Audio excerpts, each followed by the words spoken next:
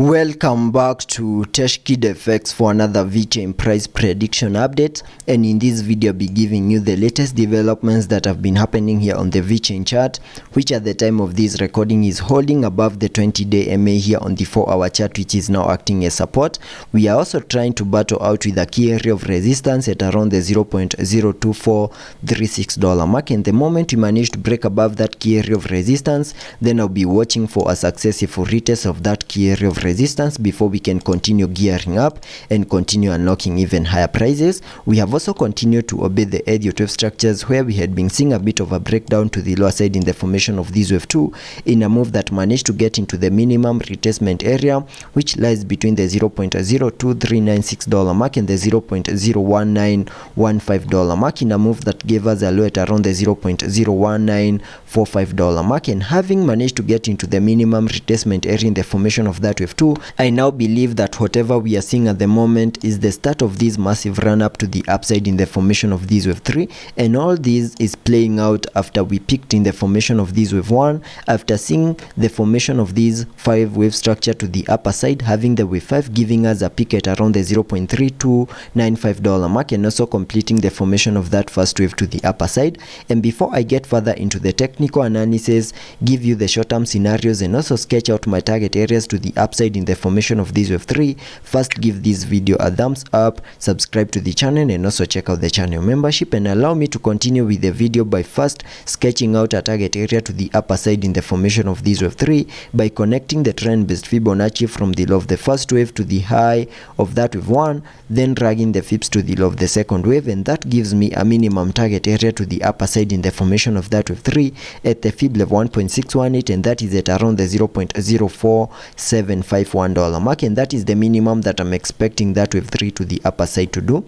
And because of the impulsive nature in the formation of that wave 3, I'm also expecting to see a 5-wave structure in formation within the formation of that wave 3, having the wave 5 fully maximizing our target areas and also giving us the high for that wave 3 to the upper side. And this Elliot wave structure within the formation of this wave 3 is what is going to give me the short-term scenarios that I'm expecting to play out, and I believe that is better seen here on the 1-hour chart. So jumping to the 1-hour chart for further analysis and also give you the short-term scenarios. Here on the 1-hour chart, you can see that after seeing our low in the formation of this wave 2, we started this massive run up to the upper side obeying the Elliot wave structures, where you can see that I have this Elliot wave structure in red, having the wave 5 giving us a peak at around the $0.02535 mark, and also completing the formation of that first wave. Then we started a corrective structure in the formation of this wave 2 in a move that managed to get into the minimum retracement area in the formation of this wave 2, and having seen the low for that second wave, whatever we expected is the start of this impulsive wave to the upside in the formation of this wave 3.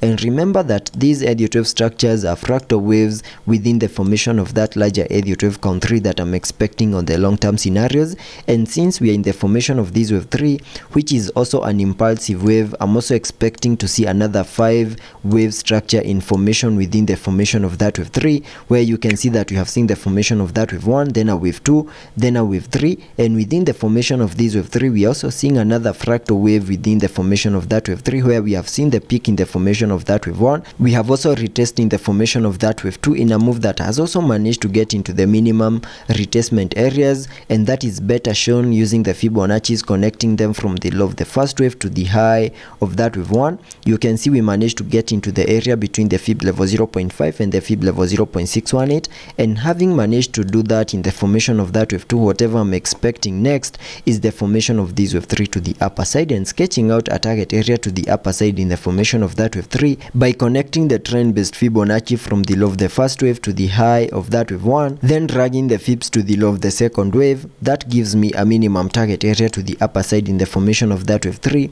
at the fib level 1.618, and that is at around the $0.02705 mark, and that is the minimum that I'm expecting Vechain to do here on the short-term scenarios. And for that move to also play out, I'm watching for a break above the 20-day MA here on the 1-hour chart, so that we can continue having the support that we need for us to continue gearing up to get to our next key area of resistance at around the $0.02436 mark. And the moment we manage to break above that key area of resistance, then watch for a successful retest before we can continue gearing up in the formation of that wave 3 to fully maximize our target area at around the $0.02708 mark. mark, and that is what I'm expecting here on the short-term scenarios, and also taking a look at the indicators to see what movements will be supported on the RSI. We are trading at around the 51 mark, meaning we have massive room for us to fully support higher prices. Also taking a look at the mark, we have been able to print a bearish cross, but you're seeing a bit of a decrease in the selling momentum, suggesting that